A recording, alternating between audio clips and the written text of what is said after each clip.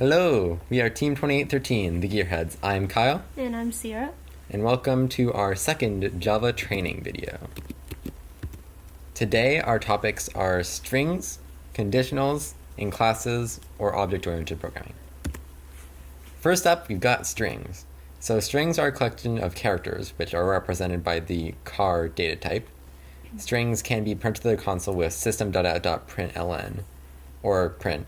Strings can be combined together or concatenated, and they are not a primitive type, which we'll talk about what that means in a bit.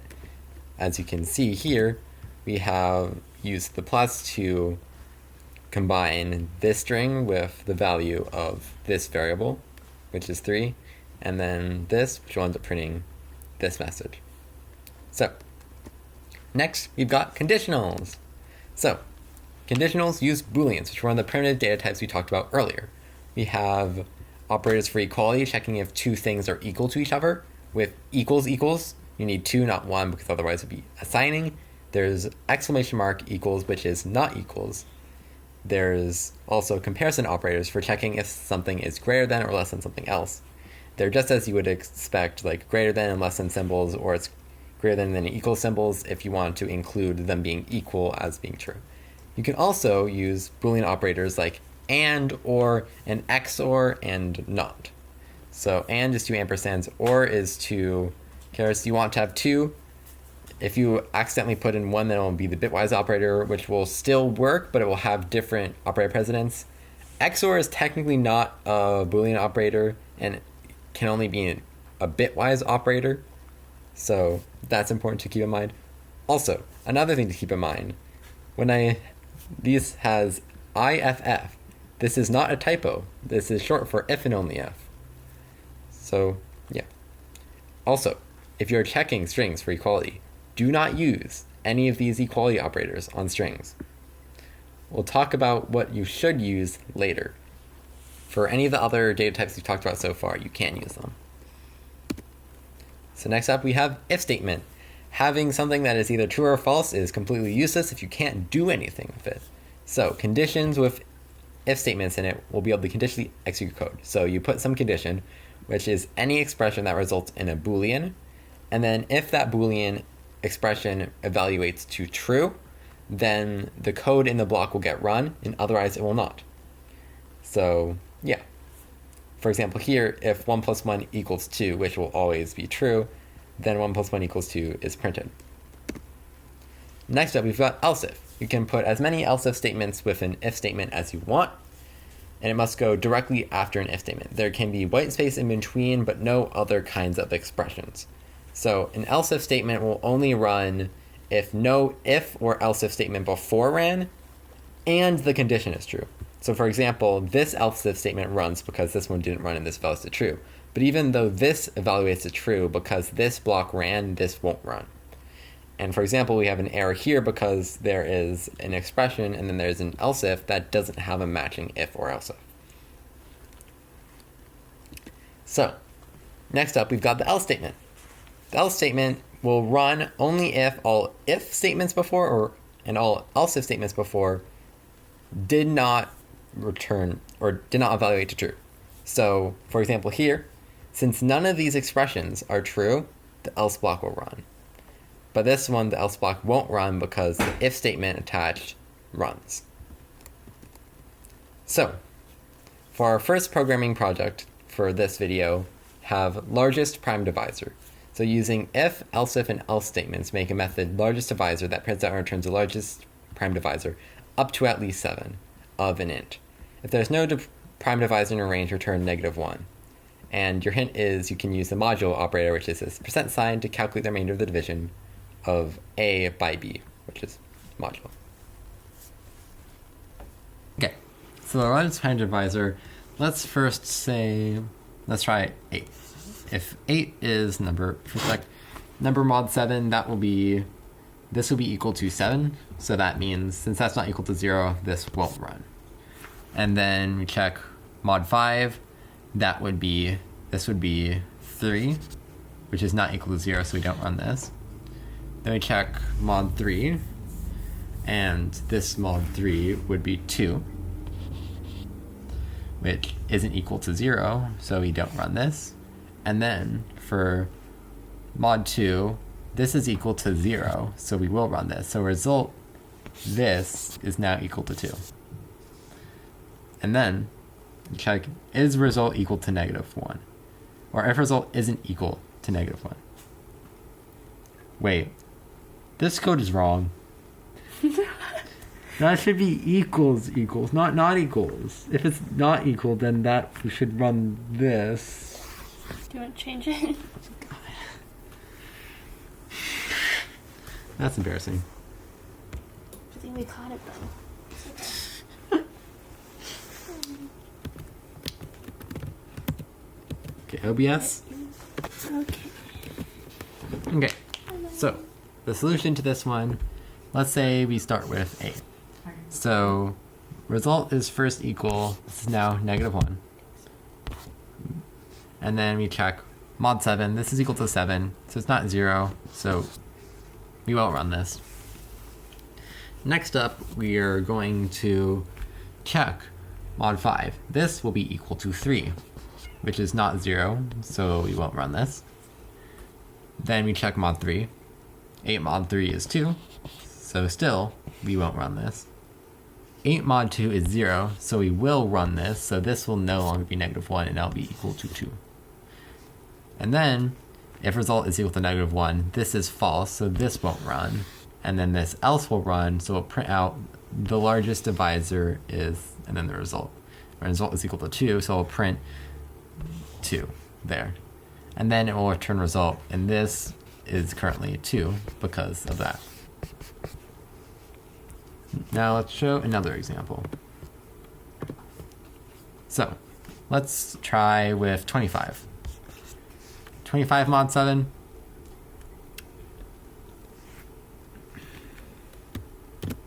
I don't know what 25 mod 7 is. Mod 7. Okay, I think it's 25 4. mod 7. It's 4, right? Oh, that's a percent. That's a percent. Mod 7 or 0. Yeah, so it's 4, I think. Because 7 times 3 is 21. So it's 4? actually. Okay. Okay, let's try this again with 25. 25 mod 7, this is going to be equal to 4. So it's not going to run this. And then 25 mod 5, this is going to be equal to 0, since 5 times 5 is 25. So result will be equal to 5. So this will now be equal to 5 and not -1. So then, all of this just won't get run and it won't even check the conditions because it knows it's not going to run any of the other ones. So then it'll go, is result equal to -1? Result is 5. 5 is not equal to -1, so this will not get run. And then, what we're going to do is, it's going to check, it's going to print out, instead, the largest divisor is the largest divisor, which this is currently 5, so we'll print out 5 here, and it'll also return 5. As a final example, we're going to do 11. So, because we're only doing largest divisor up to 7, this, since 11, this is actually prime. So, none of these are actually going to return true, because none of them are going to be equal to 0, since 11 doesn't actually share any common factors of 7, 5, 3, or 2. So since result is -1, this will actually be true, and it won't run this print. It'll print out no largest divisor, and will return -1.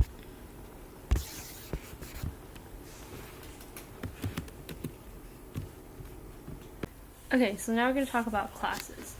So first of all, classes are basically something that holds data or information and also defines behavior of objects, which we'll talk about later. And for example, in the case of cars or like vehicles, if you want to define, if you want to talk about a car, you can make a class that's called car, and then you can have it be like, you can have it hold like the color of the car, or say like, oh, this car runs forward, backwards, it runs with all 4 wheels, or runs with like 2 wheels, and then so on.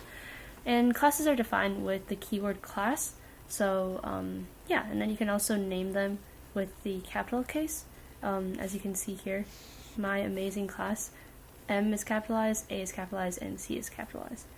And yeah, The main method and also the other classes that we've created are all defined. Other methods that we created are all defined in different classes, or the same class.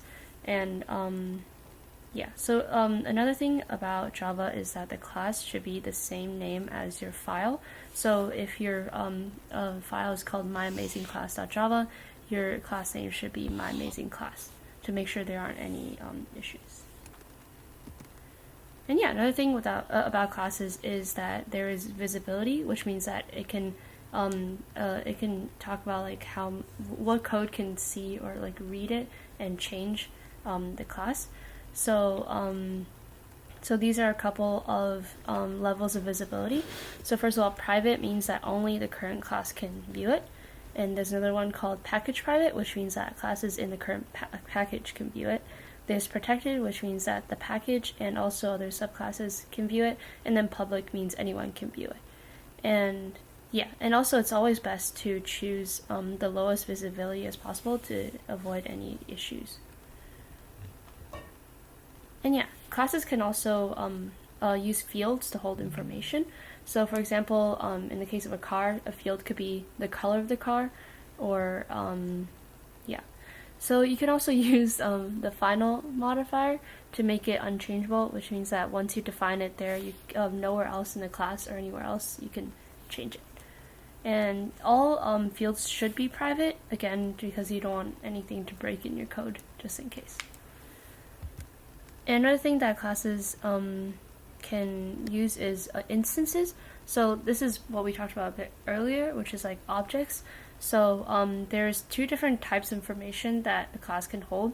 One is static, which means that it's attached to a class, which means it's always going to be the same within that class. Another one is instance. So classes are basically like, it can be a template for your instance or your object. And then to access that information, you basically create a new instance or a new object with the new keyword. So as you can see here, if my class is called vehicle, you're going to have vehicle, and then the name of your new instance equals new, and then your class, and then any parameters you want to put in there. When you use the new operator, the code in the constructor will be called.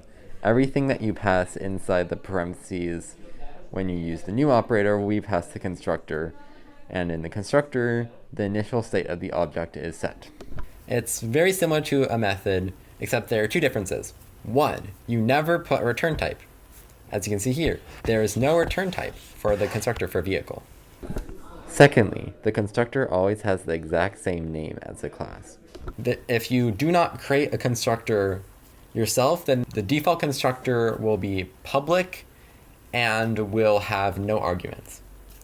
So if you want to make a constructor not public, or you want to make it private for whatever reason, then you need to manually define it. And in your constructor, you can pass in any arguments that you want. You can also have multiple of them by using overloading.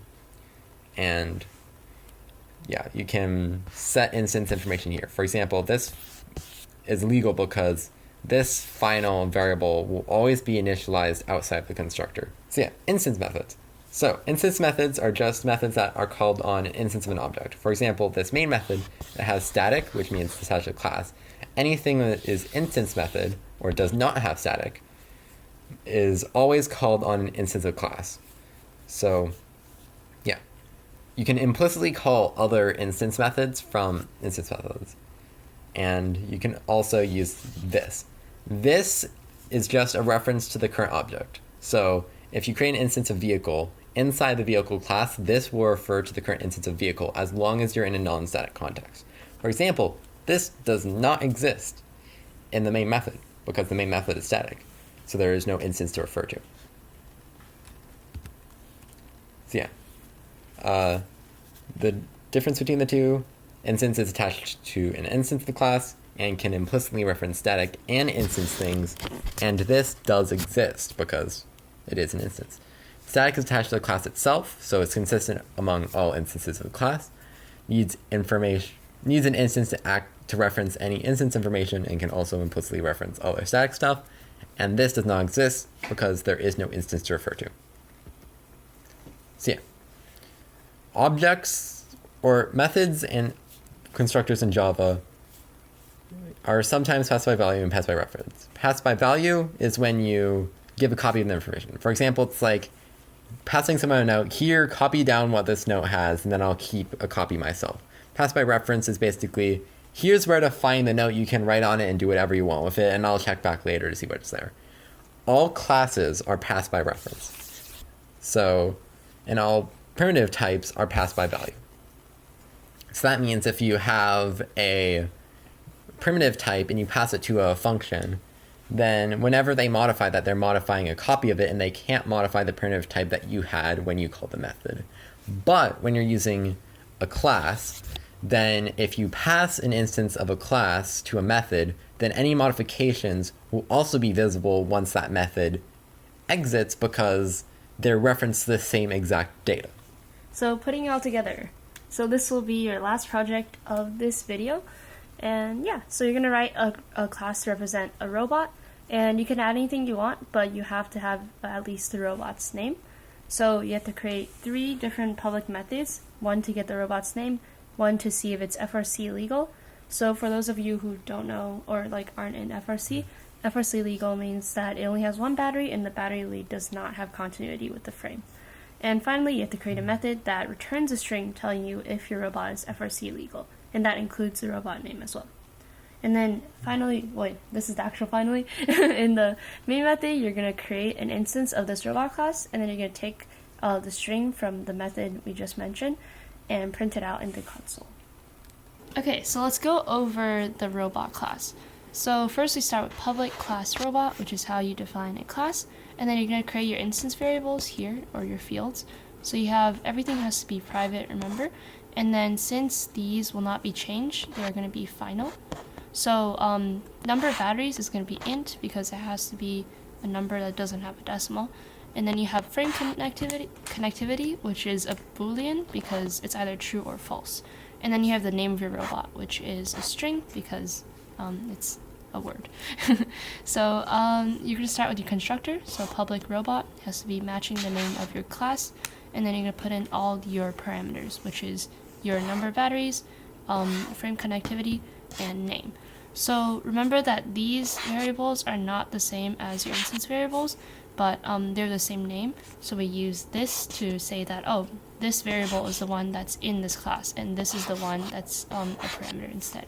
So you make each of the instance variables equal to the parameters, and then you move on to your functions, your methods.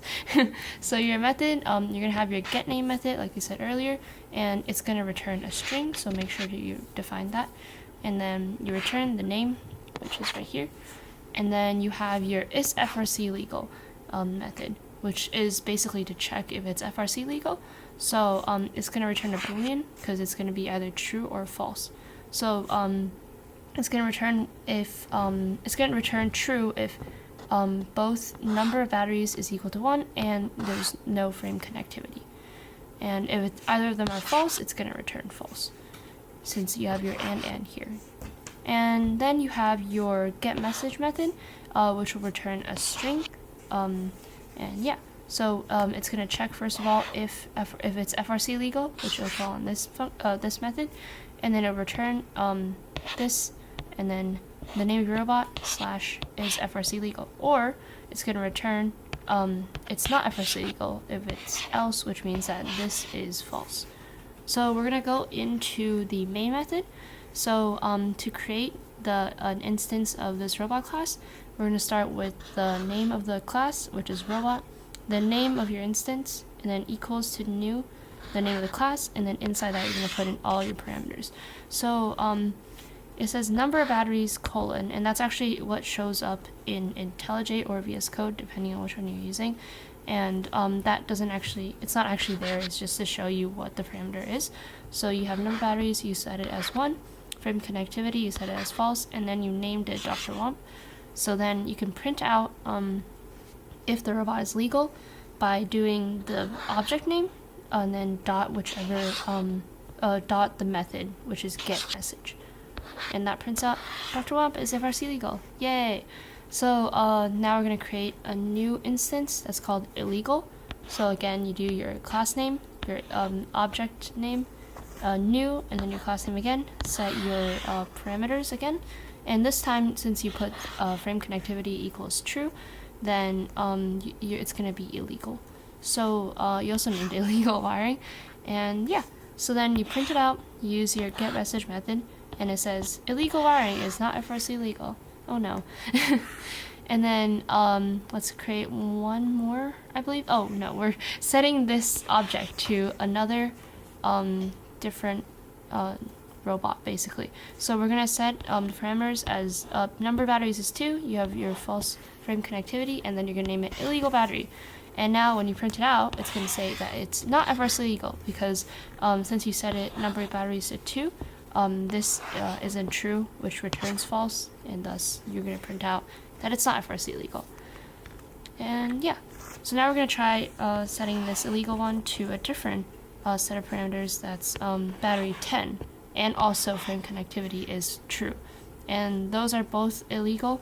So when you print it out, when it says get message, when it's checking if it's FRC legal, since these are both false, then it returns false, and then it prints out that it is not legal.